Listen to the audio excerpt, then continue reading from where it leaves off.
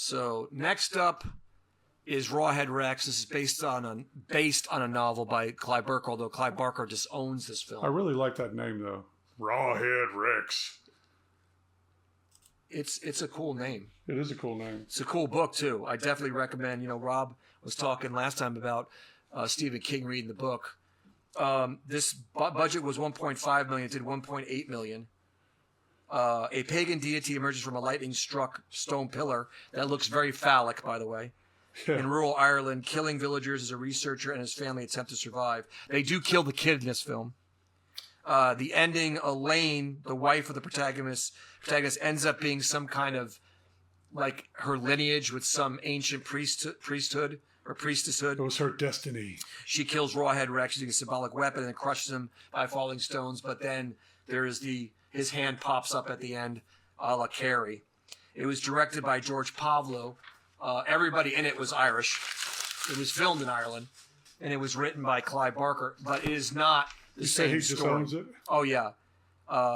It is not...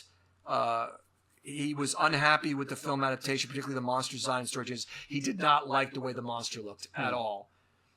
He did not like the way the monster looked. And if you look at the monster, it looks like a guy in a suit.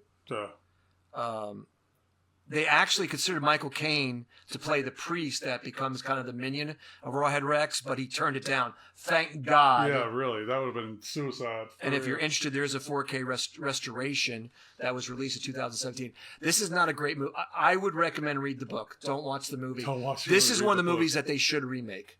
However, I will warn you, the book and the movie are deeply what you would call sacrilegious. Clive Barker loves to screw around with religion. That's one of his favorite things to kind of challenge. Sometimes I think too far, but he is one of the greatest horror authors that I think of our time. I would put him up there with Stephen King. He's more edgy than King, but I would put him up there with King. So you think a Z for this one?